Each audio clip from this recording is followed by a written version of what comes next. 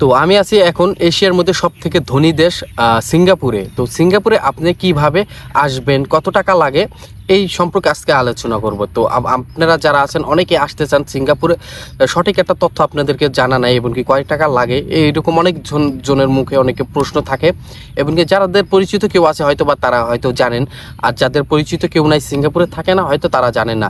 তো এই সম্পর্কে আজকে আমি আপনাদের সাথে আলোচনা করব। আমার চ্যানেল আপনি যদি নতুন হয়ে থাকেন অবশ্যই সাবস্ক্রাইব এবং কি আপনারা অবশ্যই আমার ভিডিওটা যদি ভালো লাগে অবশ্যই লাইক করবেন। আপনাদের একটা লাইক আমার অনেক ইমপ্রেস করে এবং আরো ভিডিও বানানোর জন্য। মাঝে মধ্যে কিন্তু আমি অনেক সময় ভিডিও কিন্তু বানাই নাই। তো যাই হোক, তো কথা না বাড়িয়ে চলেন জানা যাক এই বিস্তারিত। শরীরটা ব্যথা হয়ে গেছে তো একটু জিম করলাম। তো সিঙ্গাপুরে আপনি এখন আসতে কিন্তু অনেক টাকা প্রয়োজন। যারা আবার কি অনেকে আছেন যে আপনার চাইলে কিন্তু অনেক কম টাকায় কিন্তু সিঙ্গাপুর আবার আসতে পারেন, 4 লাখ কিংবা 5 লাখ টাকা কিন্তু আসতে পারেন। আর এখন কিন্তু বর্তমানে আসতে কিন্তু প্রায় 12 থেকে কিংবা 13 লাখ কিন্তু টাকা লাগে থাকে। তো কীভাবে আপনি কম টাকায় সিঙ্গাপুর আসবেন এবং কি রানিং যে মাসে বর্তমানে আজকে অথবা 2-4 মাসের মধ্যে কমবে কিংবা অথবা ভবিষ্যতে কমার কোনো সম্ভাবনা আছে কিনা, যাই হোক এই সম্পর্কে কিছু আপনাদের বিস্তারিত জানার ট্রাই করব। ভিডিওটা বেশি একটা লং করব না, অল্প একটু সময়ের মধ্যে আপনাদেরকে আমি বোঝানোর চেষ্টা করব। সো ভিডিওটা না দেন অবশ্যই সম্পূর্ণ ভিডিওটা দেখবেন।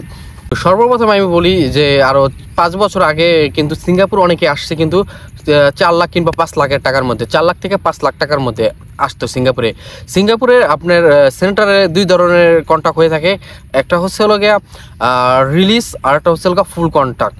রিলিজ হচ্ছে হলো আপনি একটা সার্টিফিকেট দেবে, ওই সার্টিফিকেটটার যেটার জন্য আপনি এত কষ্ট করবেন আর কি সিঙ্গাপুর আসার যে একটা পারমিশন, এটা হচ্ছে একটা সার্টিফিকেট। আপনি যদি রিলিজ নেন তাহলে সেন্টার থেকে আপনাকে ভর্তি হবার সময় তারা আপনাকে জিজ্ঞেস করবেন যে আপনি রিলিজে যাবেন কিংবা আমাদের মাধ্যমে কন্ট্রাক্টে যাবেন। তো অনেকে যাদের পরিচিত, যাদের ভাই ব্রাদার আছে সিঙ্গাপুরে তারা সবাই রিলিজে আসে। আর যাদের পরিচিত কেউ নাই তাদেরকে অনেকেই ভাবে যে কার কাছে যাব, কে নিয়ে যাবে সিঙ্গাপুরে, সেই ক্ষেত্রে তারা অনেকে ফুল কন্ট্রাক্টে সেন্টারে ভর্তি হয়।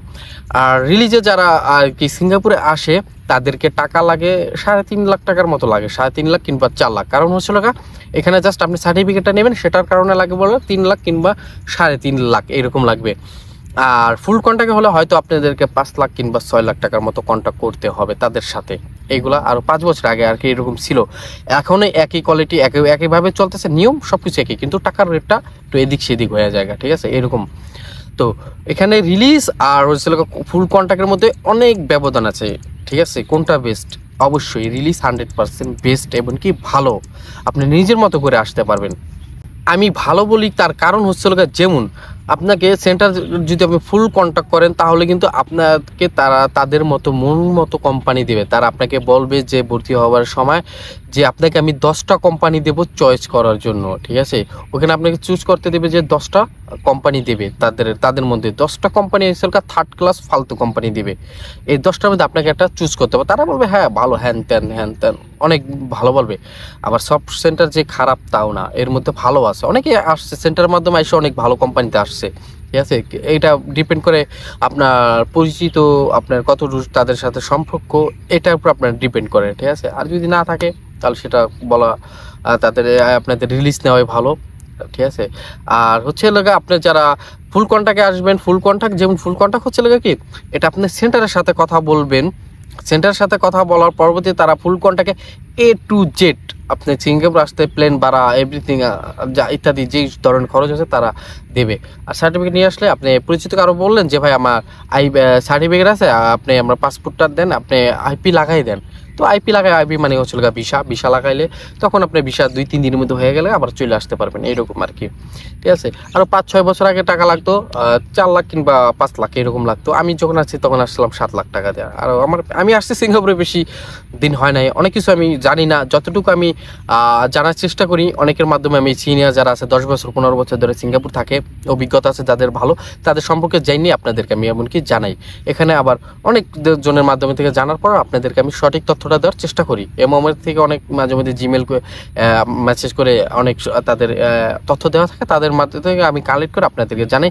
এমনকি আমি যেহেতু আমি সেন্টারে ছিলাম, সেন্টারের সম্পর্কে আমার অনেক অভিজ্ঞতা আছে, যেহেতু আমি সেন্টার থেকে আসছি, সেন্টারের সম্পর্কে আমার অভিজ্ঞতা আছে, ওইগুলো আপনাদেরকে আমি বলি। তো মাঝে মধ্যে কথাটা এদিক সেদিক হয়ে যেতে পারে, মানে মিল না হইতে পারে, কারণ হচ্ছে আমি কোনো স্ক্রিপ্ট লিখে কোনো ভিডিও করি না, যেটা আমি আর কি জানি এমনকি মনে আসে এটা আমি বলি, ঠিক আছে।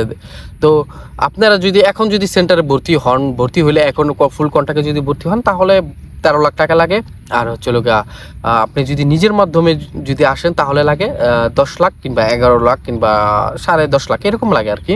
আমি কথা বলছিলাম, আমার চাচাতো ভাই আসবে, আমার আপন চাচাতো ভাই, ও বলছিল যে সিঙ্গাপুর যাবে, সো এই কারণে আমি কথা বলছিলাম সেন্টারে। তারা বললো যে আমি যেই সেন্টার থেকে আসছি তাকে আমি কল করেছিলাম, তাই এরকম বললো যে 13 লাখ টাকা লাগে ফুল কন্ট্রাক্ট, এমনকি 10 লাখের পাসপোর্ট রিলিজ।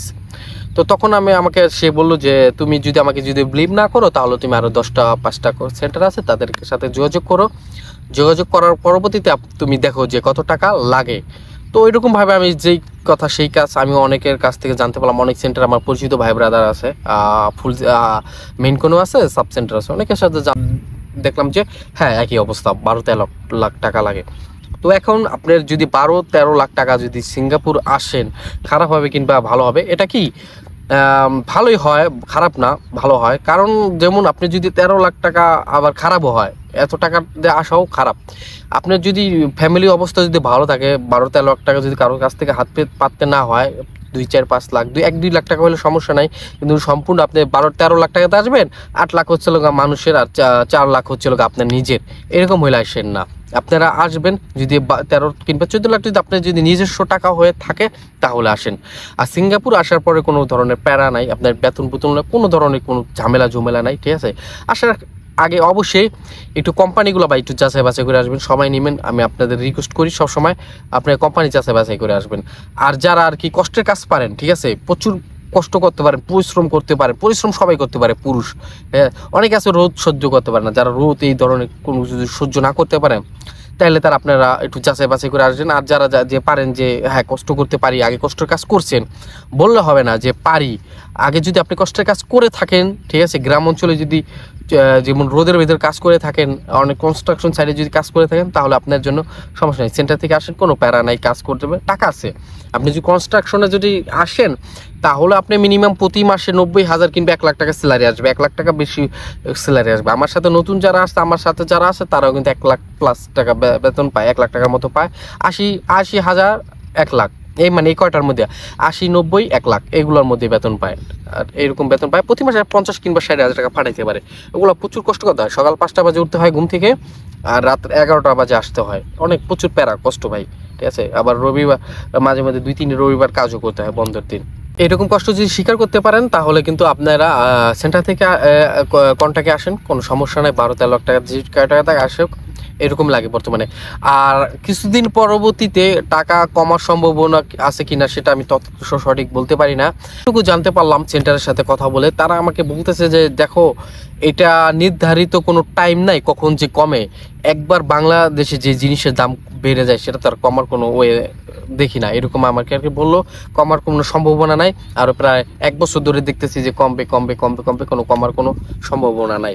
আর এখানেও যেমন ধরেন এতগুলো টাকা লাগতেছে, এখানে আমাদের সিঙ্গাপুরে যারা আর কি আছে সিনিয়র, যারা ভালো পজিশনে আছে, অনেকে ভালো জব করে, তারা অবশ্যই এর সাথে একটু কন্ট্যাক্ট করলে ভালো হয়, এই বিস্তারিত সম্পর্কটা একটু জানাইলে ভালো হয়, অনেক ভালো হয়। কারণ এখানে এত টাকাগুলো দিয়া কিন্তু 1-2 টাকা না, এই টাকাটা কিন্তু ইউরোপে ইজি যাওয়া যায়, একদম ইজিলি কিন্তু ইউরোপে যাওয়া যায়। তো এই দেশে আসার প্রয়োজন কিসের জন্য? আর সিঙ্গাপুরের থেকে তো 100% বেটার ইউরোপ। সো এত টাকা শুধু সিঙ্গাপুর আসার কি প্রয়োজন? এই সম্পর্কে আসলে কি বলার মতো কেউ নাই, সিঙ্গাপুরে আসলে কি বলার মতো কেউ নাই। আমি আশা করি এটার দ্রুত একটা সমাধান হওয়ার চেষ্টা আসছি।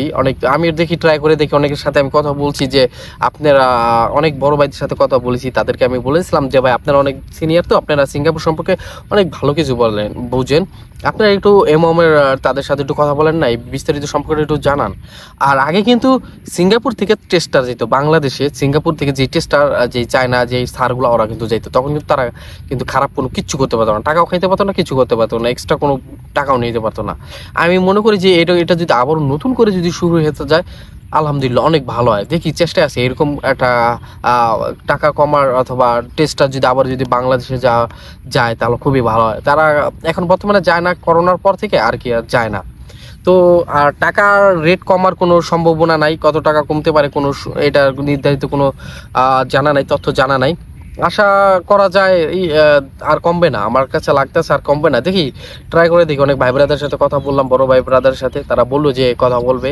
তো পরবর্তীতে যদি জানতে পারি, এটার কোনো ডিটেলস যদি জানতে পারি কমার, ঠিক আছে, আপনাদেরকে আমি জানাবো। আর কোনো সম্পর্কে যদি বিস্তারিত যদি জানতে চান সিঙ্গাপুর সম্পর্কে, অবশ্যই কমেন্ট করবেন, জানাবেন। আর ভিডিওটা ভালো লাগলে প্লিজ সবাই লাইক দিবেন। আর ভালো থাকবেন, খোদা হাফেজ।